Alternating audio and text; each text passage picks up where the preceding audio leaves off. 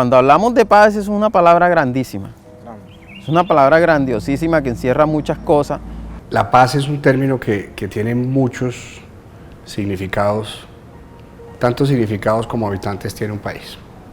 La idea que hay en el pedido de la sociedad, en la demanda, es que la paz signifique cambios.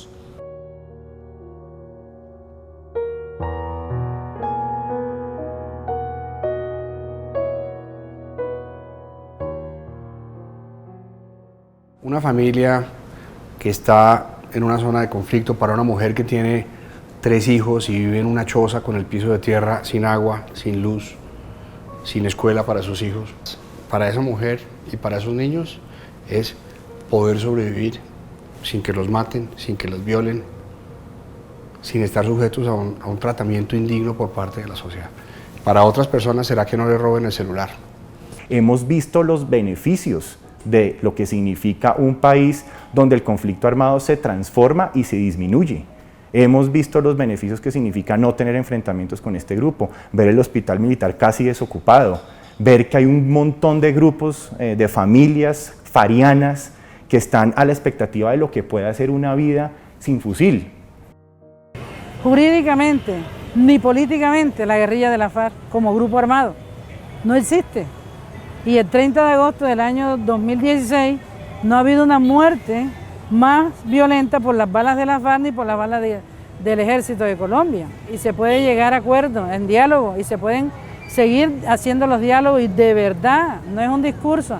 Yo prefiero ver a la guerrilla de la FARC tirando líneas y haciendo incidencia política en el Congreso de la República que aquí uniformados matando a la gente.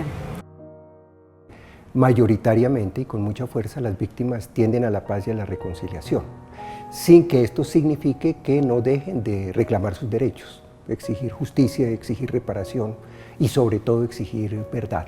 Muchos han muerto, muchos hemos sufrido y siento la necesidad de que nos perdonemos y que nuestros niños y nuestros jóvenes vivan en otro país.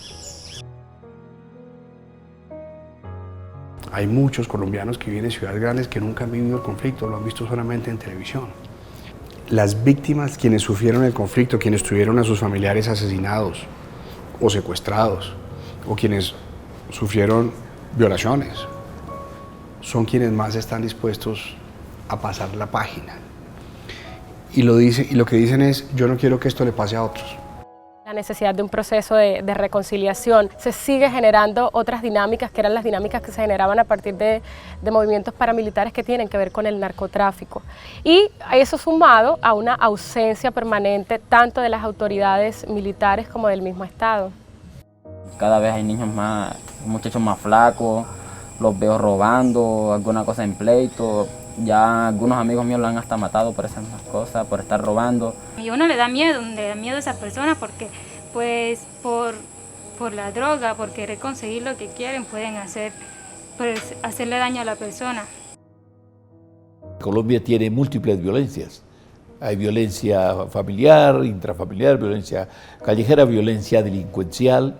El problema del narcotráfico genera enormes factores de violencia, mafias, etcétera. Tanto la guerrilla como la fuerza pública han sido perpetradoras de violencia sexual contra las mujeres. Muy difícil hablar sobre el tema, hace parte de un proceso de acompañamiento de años que no es fácil garantizar. Después de esta serie de años, ellas hablan, empiezan a hablar y empiezan a contar qué fue lo que pasó, ya con unas secuelas muy gravosas de afectación postraumática de manera permanente. Viví lo más horrible que le puede pasar a un ser humano. Abusaron de mi cuerpo. Abusaron de mí. En ese momento me mataron, pero en ese momento. A mí me quedaron muchas cicatrices, tanto física como espiritual. Lo he superado porque sigo en esta lucha, sigo apoyando a más mujeres. Un día me atreví a alzar la voz porque acá se hablaba de carretera, de agua, de todo, pero no se hablaba de las necesidades que teníamos nosotras las mujeres, necesidades de hablar, necesidades de decir lo que teníamos acá atragantado. Las mujeres no lo denuncian, los agresores no lo confiesan y hay un escenario de impunidad generalizada. La representante de violencia sexual de Naciones Unidas, Bangura, hace muy poco decía el clima de impunidad hace que se repita la violencia sexual.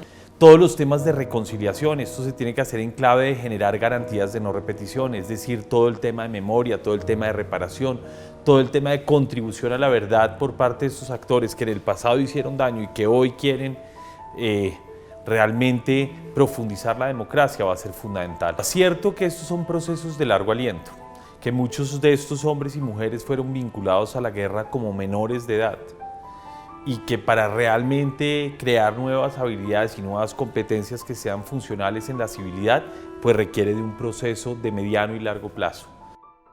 Creo que el gran grueso de las FARC ya está entre nosotros, ya convive entre nosotros. Lo que queda en hombres pues es muy poco, entonces pues hay que apostársela toda, hay que acogerlos y hay que, creo que como colombianos, darles una nueva oportunidad. En Colombia mucha gente dice que no perdona a las FARC, que no perdonan al asesino, pero cuando uno de verdad se encuentra frente a frente, les dice la verdad, les pide perdón de corazón y se identifica uno también como una víctima frente a ellos como que se les ablanda el corazón y reconocen, pero ellos conocen también cuando uno está siendo sincero con ellos de corazón. Aunque mis victimarios no me hayan pedido perdón, ni me interesa tampoco que ya lo hagan, yo lo he hecho. Yo perdono a mis victimarios, los perdoné de corazón, con el alma. Entonces por eso creo que hoy en día estoy tranquila. Las expectativas de esa otra Colombia son mucho más grandes que las que tenemos acá en las ciudades. Es que el Estado llegue, que la tierra llegue, que la productividad llegue y que puedan sacar sus productos como lo merecen. No queremos que haya niños muertos, no queremos que haya soldados muertos, no queremos que muera nadie, porque nada justifica un cadáver. Por eso nosotros sí le apostamos a la paz y por eso nosotros luchamos todos los días para que haya una reparación integral transformadora para las comunidades que lo sufrieron. Y por eso nosotros seguimos luchando para que haya tierra para los campesinos y seguimos luchando para que haya vida digna en los territorios donde la guerra puso su accionar. Allá en la vereda, en el último pedazo, en el monte adentro, como digo yo, allá donde pusimos los muertos, allá debe venir la transformación, viene a venir el Estado de nuevo a reparar y puede venir la cooperación internacional a reparar, y esos son los dineros que deben coger para allá, para construir la escuela de nuevo, para construir la carretera, para construir, darle plata a los campesinos que tengan técnica, tecnología, tierra y poder sacar sus productos, y haya tranquilidad y seguridad, que no estén matando a los líderes sociales. Aquí estamos ante el tremendo problema de que se asesina prácticamente un dirigente social semanalmente desde el año 2010. De las comunidades étnicas, los que están en los derechos humanos, la gente que reclama las tierras, que es lo que se pactó en el Acuerdo de La Habana, devolver la tierra a los campesinos. Pero ahora alguien tiene que ocuparse de presionar que eso ocurra y no puede ser asesinado por ello, sino que eso está ligado a un proceso económico. Ha habido conflictos de intereses muy grandes por la tierra, conflictos por los recursos naturales. El conflicto armado no fue gratis, lo hemos dicho en varias ocasiones, y el conflicto armado lo que logró fue que el territorio de Montes de María se llenara de grandes empresarios, y nos dimos de cuenta con ese análisis de contexto que hacíamos en las organizaciones de que cada día más nuestra economía campesina, nuestra producción de alimentos estaba en detrimento. Teníamos mucho miedo de que hubiera un nuevo desplazamiento, ya no por el conflicto armado, sino por la falta de alimento en la región, porque nuestro territorio pues, se había convertido en producción agroindustrial. Todo el meollo del problema del conflicto era la tierra, era apoderarse de la tierra. Toca entrar a que el Estado le compre a esta gente tierra, que le compre esas tierras o que la ley le quite esas tierras y entre en un fondo de tierra, a una bolsa de tierra para ser redistribuida entre el campesinado que no tiene tierra. No le convenía a los que habían hecho la masacre y a los que habían cometido tanta barbarie y habían comprado tanta tierra a precio de huevo, con unas compras ilegítimas, ilegales, que eso fueron las primeras denuncias, que yo ni un grupo de gente que estábamos al frente de esto estuviésemos por aquí. Preferimos venirnos aquí a morir de pie y no morir de rodilla de hambre en una ciudad. Esto no es que las FARC simplemente eran un grupo de bandoleros que se dedicaban al narcotráfico. Las FARC construyeron fuentes y ejercicios de poder, de autoridad, inclusive de gobernabilidad. El reto del Estado es inmenso, puesto que no solo hay desconfianza de las poblaciones, sino que hay zonas donde el Estado jamás ha llegado. Porque nuestras comunidades vivían en un olvido desde hace mucho tiempo por parte del Estado, donde nos sentíamos invisibles, no teníamos, nadie contaba lo que estaba pasando. Nosotros somos unos convencidos de que la paz no es firmar un proceso. La paz es algo que se construye en nuestros propios territorios.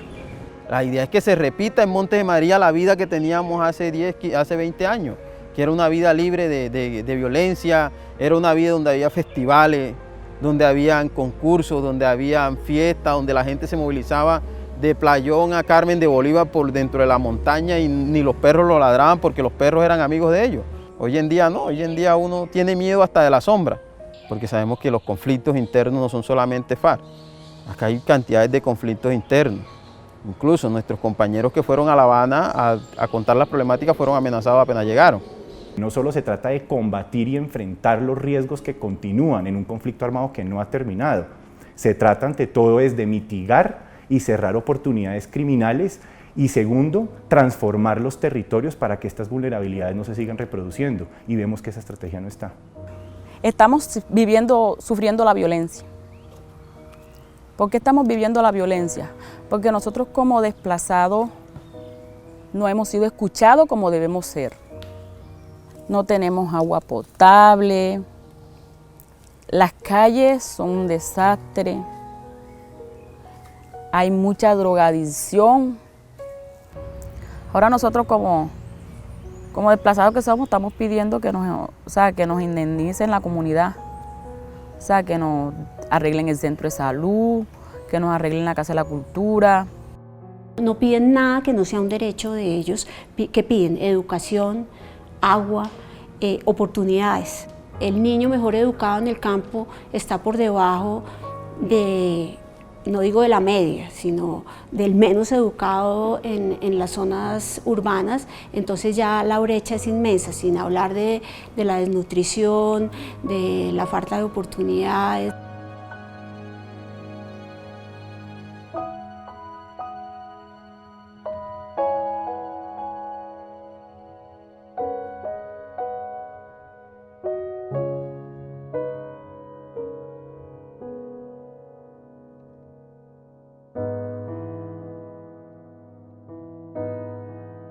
Los colombianos tenemos un deber moral de facilitar las condiciones para hacer una cosa básica en el siglo XXI, que es dejar de matarnos entre nosotros.